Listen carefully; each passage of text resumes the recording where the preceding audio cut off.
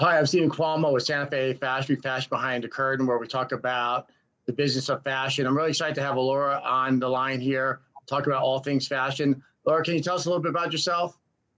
Hi. Sawadika, hello and aloha. It's Alura in Hello. Asia. And I actually live in Bangkok now, but I lived in America for all of my life. I just moved here in October. My legal name is Elena Hubbard, but I'm actually changing it to Alura because I'm a different person now.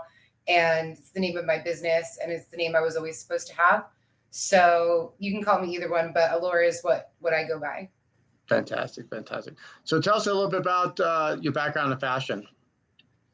So in the early 2000s, I was 330 pounds, a mother of two young kids, and I was a photographer. Started out doing local kid photo shoots, friends of family, and stuff like that. Eventually, my friend is married to a WWE wrestler. Her name is Tara, and his name is Robert Stone for the WWE. And I did some photos of him. Once I did his photos, his agent referred me to other celebrities. And eventually I ended up doing Carrie Underwood, The Walking Dead, OK Magazine, New York Fashion Week, Real Housewives of New Jersey. So I've been in the industry for about 20 years now, but I started as a photographer. The name of the company was Mother Hubbard Photography. And I was all over New York City. I also had a studio in South Amboy, New Jersey as well. And I always dreamed of being a model in New York Fashion Week ever since I was a little kid. And I thought, at my age and my weight and my height and my health problems, like the closest I would ever get to being in New York Fashion Week was being a photographer. So I did that for years. I photographed, I think probably from about 2010 to 2015 or 16. I did all of those New York Fashion Weeks. I did the Topsy Turvy show. I did Runway 7. I did, God, countless shows. I can't even remember. There's so many. I also did MTV VMAs and their gifting suite and stuff like that. Eventually, I literally died from being fat. I had asthma and I had a very bad asthma attack to the point where I flatlined. And I was only 28 years old and I died from being unhealthy. So I had Uh, two young kids. I realized I needed to make a change in my life or I'll be dead. I won't be able to see them grow. So from 2015 to 2017, I lost 160 pounds. And in 2017, I had the skin removed, 360 lower body lift by Dr. Aiden from Real Housewives of New Jersey. I had met him at the premiere party that I'd photographed. And my representation at the time also represented a lot of people who went to him. After that, I ended up selling my business. I ended up getting cancer. I had cervical cancer and it was very complicated. I had my surgery at Harvard Brigham and Women's. My bladder was involved and it was very complicated. I'm okay now. I'm totally healthy, but that was a big chunk of my time. And then after that, I sold the photography business. I moved to Florida near Orlando, and the intention was to just like live on vacation. But that's not how I operate. mhm. So eventually I started modeling. I lost all the weight at this point and I started doing some modeling gigs here and there, emceeing, dancing. I also am a dancer and currently I'm a fire dancer and circus artist and aerialist, stilt walker, and model. But yeah, so I'm down in Florida and I made friends with a guy named Austin Wood. He was a Marine and he was living in Hawaii and he learned how to fire dance while he was there stationed. So he taught me how to fire dance and we modeled together and fire danced together. Eventually, I started Alura Entertainment, which is my entertainment company. And I started doing fire modeling. I'm the first to do that in history. I'm also the first to ever do a circus runway show for New York Fashion Week, but we'll get to there. Yeah, yeah, yeah. I was doing a fire performance in Florida and I met Candice Christensen, and she is a Fashion Week, New York Fashion Week show producer. She does shows for Miami Swim Week. That was my first show that I did with her. So we did that for Miami Swim, and I modeled down the runway with fire for the first time. and everyone loved it so much that I was offered to have my own show for New York Fashion Week, which was in September of 2024. And it was called Cirque Alura. And not only did I model and perform, but I designed. My 11-year-old daughter, Mariana, designed as well and modeled and performed, and as well as my son, Mason, he fire modeled and regular modeled for the show. Additionally, when I was a photographer, I went viral for doing a kids Walking Dead photo shoot. That was in 2016. And all the kids that were in that photo shoot that went viral were invited to be modeling in my show for New York Fashion Week. So a few of them came out, and one of the mothers even designed some of the clothing for my show. So it was a nice way to tie together my whole career with New York Fashion Week and photography, and my virility with The Walking Dead, and bring them to model in my show and do all that. So in September, we did the first Cirque Alura. It's at the first time that we've blended fire and circus and arts like dancing and flowing and breaking, all different types of circus arts and dancing in the clothing. So instead of just walking down the runway, we're performing down the runway in the clothing. I designed fire safe clothing because it's very difficult to find clothing that is safe to perform in with fire. You can't fire dance in polyester, rayon, any of those things, because if you get burnt, it'll burn plastic onto your skin. So I became very aware of fabrics and what I should be wearing in my daily life as well. I try to only wear cotton and linen, suede, leather, natural fabrics, and try to stay away from anything with microplastics in them. So that was my focus for the show, was to have fire safe clothing and perform in it and feature designers, small designers who do circus arts clothing or upcycling of clothing that we can wear. And that was the intention for that. And we also made it a fundraiser for my nonprofit, which is called Toxicura. It's a 501c3 that helps people in toxic or abusive relationships. So it was really a symbiotic, nice way to tie everything together. Additionally, I wear a lot of hats, but when I was in Las Vegas doing a fire show for the CEX Expo in Las Vegas, I met a man who was running for president of the United States named Gabriel Cornejo, and my skills and my connections with fashion, all the things that I've done in my career, I helped him with his campaign to get out there, get social media, do speaking, all that kind of stuff. So I helped him with the campaign. And because of that, he also was tied into the fashion world because he hosted one of the shows that I was in for Miami Swim. He hosted my show, Cirque Alura, for New York Fashion Week. He even modeled.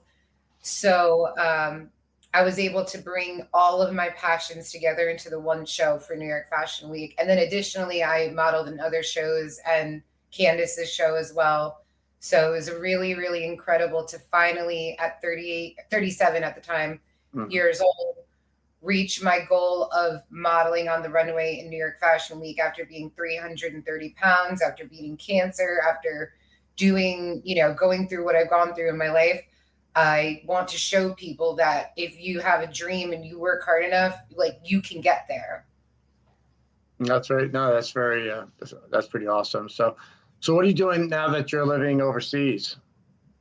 So right now I'm still on my tourist visa. I don't have my work permit yet. I have a bunch of gigs and things lined up once I get the permit.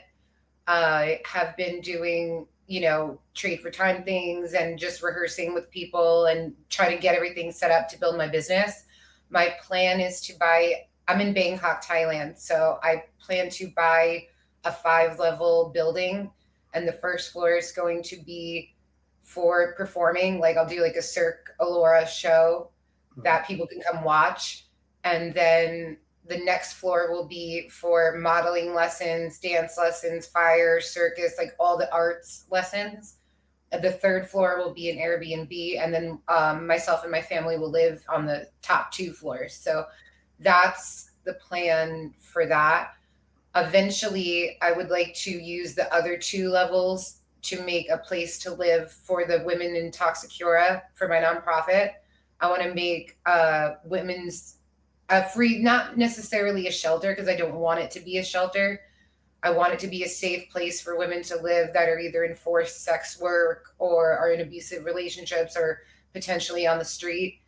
So eventually, once I get the money, I'm going to turn those top 2 levels into free and safe places for women to live for the nonprofit. And then I'll move, elsewhere. That's pretty cool. So we talked earlier before we went online here, and so you do have some relationships with different people in the fashion industry as far as designers and stuff like that you built through the years. Yeah, it's been really incredible. I really enjoyed Odame. She's a Kenyan designer. Candace's line is always great. The Indonesia Now show is incredible. I mean, I don't want to forget. There's so many people that I've worked with. Sure. I don't want to, leave people out. But no, everyone I've worked with is really amazing, and I'm so grateful that I've been given the opportunity to not only model but be a pioneer in the industry with fire modeling and doing circus arts on the runway instead of just walking. Of course, eventually I do walk for people when they just want walking, but being able to pioneer a new sort of modeling it's really fun and exciting for me. So have you reached out to any designers to do like photography with their fashion alongside where you're living now? I mean, that sounds like it'd be a great backdrop for those fashion designers.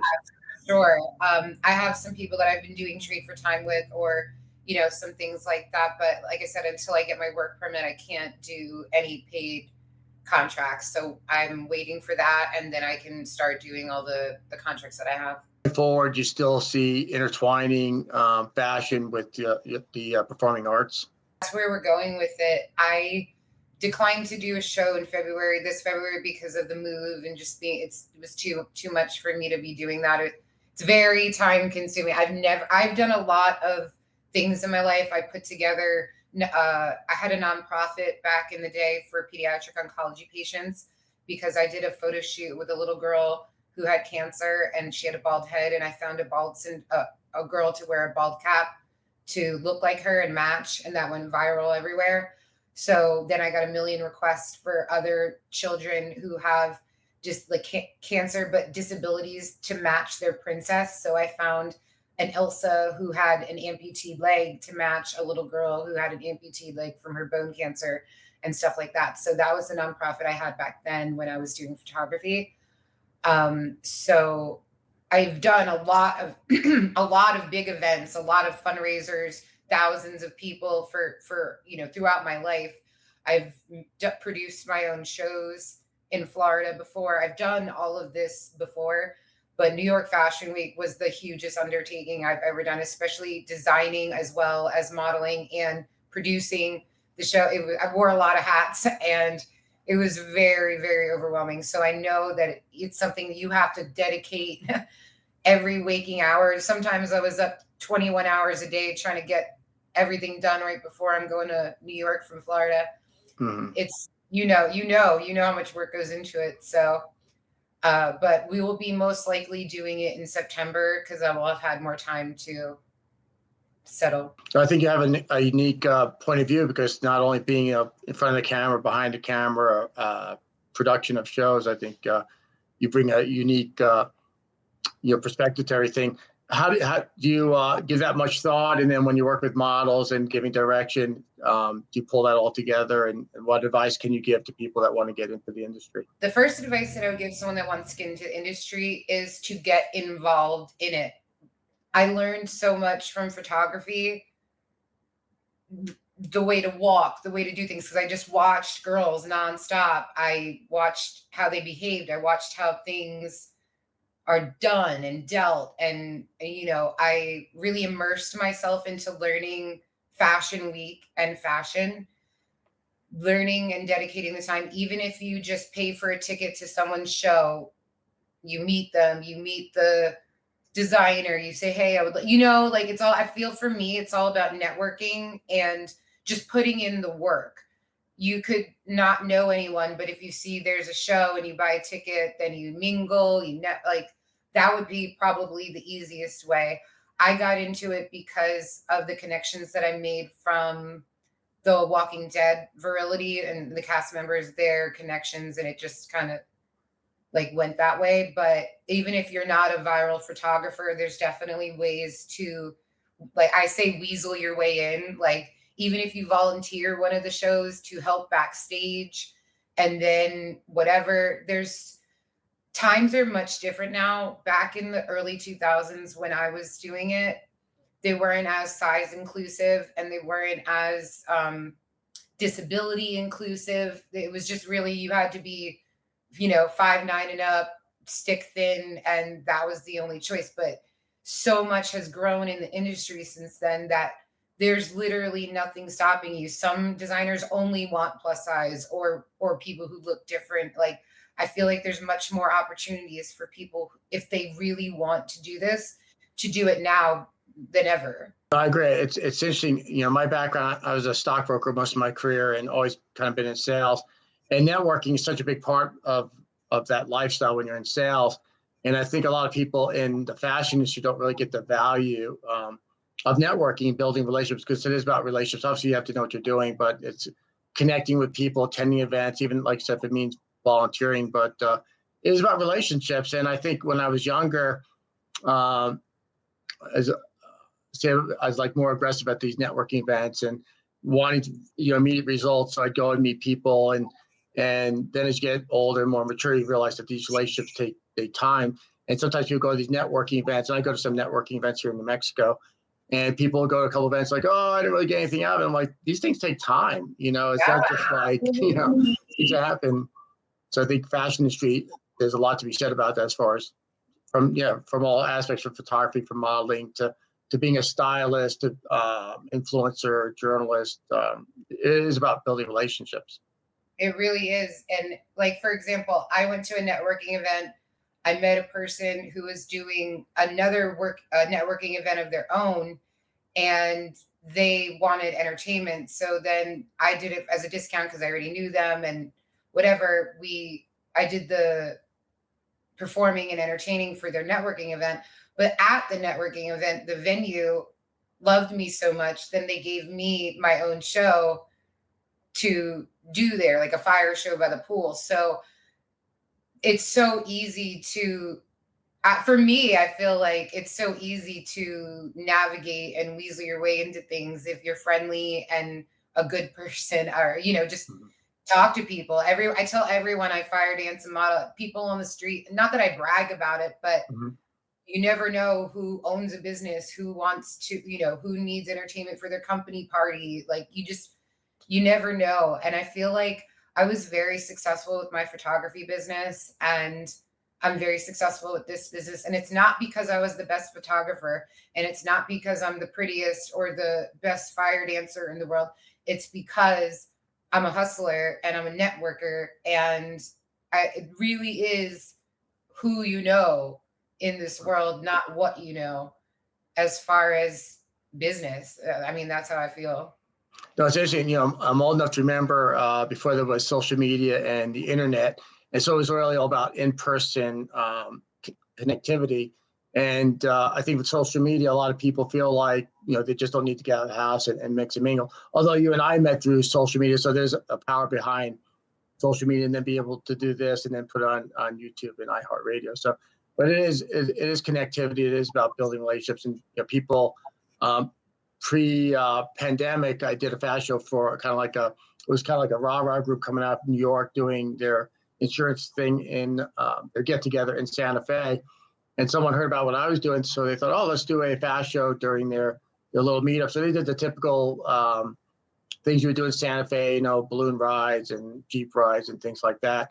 But they were having this cocktail party at this really nice art gallery in Santa Fe. And they thought, oh, let's do a cool fashion show. So we did like a Native American fashion show. So I brought in a designer that had joined in Paris Fashion Week and Native American models. So it was really a kind of a way to show them what fashion's all about, let's say in the Southwest. But again, it was just from putting in the work and then people hearing about what you're doing via either in person or social media. And then that came about. And that kind of leads me to this next thing where I'm doing this immersive fashion show. So fashion behind the curtain, where I want to bring the back of the house to the front of the house, where people could kind of see what goes on. I always say that the cool kids are kind of behind, the back of the house, the models are doing their things, things are happening. And then everybody else is just sitting there waiting for this runway show to happen.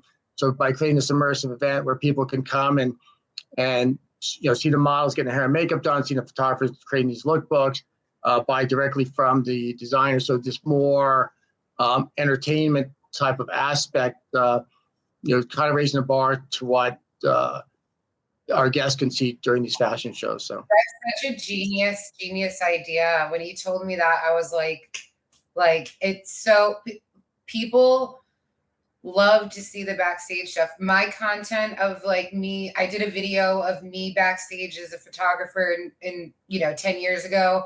And then the next clip was me as the model backstage. That kind of content, when I post the behind the scenes, people are more interested in that than just seeing us walking down the runway. They like to know, like you saying, there is a show backstage. It's crazy. Well, I always talk about I want to be like the Anthony Bourdain of Parts Unknown, where food and culture is intertwined, but so is fashion. You're living overseas. I mean, the way people live in different cities and different parts of the world is heavily influenced by culture. And I think also by doing these podcasts and more about the business of podcast, or the business of fashion rather, that people want to hear that backstory. So there's kind of a story that ties into whatever their wardrobe they're buying. Honestly, while you were saying that, I just had the idea of you could even do an immersive dining and fashion experience where it's kind of like a dinner and a show, but the show is the modeling, or the show is the fire performing modeling down, tie in together fashion, dancing and performing arts and food. No, there's so many different directions. I think if we open our minds, I think back when New York Fashion Week first started off as press week, you had to go to an event, and the buyers could buy their clothing for their department stores, and then press would go. But let's face it, I mean, things have evolved a long time since then, and now you have social media. You could do a lot of streaming and stuff like that. So you're giving the consumer something else because they want to immerse. I think immersive events are very important right now, and I want to do a thing where we're doing fashion behind the curtain in different cities, more like a turnkey event for fashion designers. And it's interesting when you produce shows. When you're producing a fashion week or a fashion show, there's a lot of people that depend on or want something out of it. So the models want great photos, and the designers want to sell clothing and get great content, and then the guests are there and they want a great show, and then the sponsors need something out of it too. So as producer of an event of a fashion week, you need to keep a lot of people happy.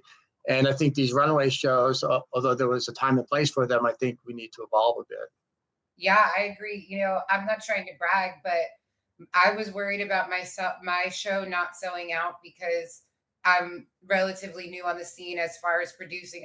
This is my first show, obviously, but I'm new on the scene as far as modeling goes in the industry. And I've been living in Florida for 5 years, so I don't have as many connections and all that stuff. And I was worried if people would be interested in the concept of circus fire, whatever.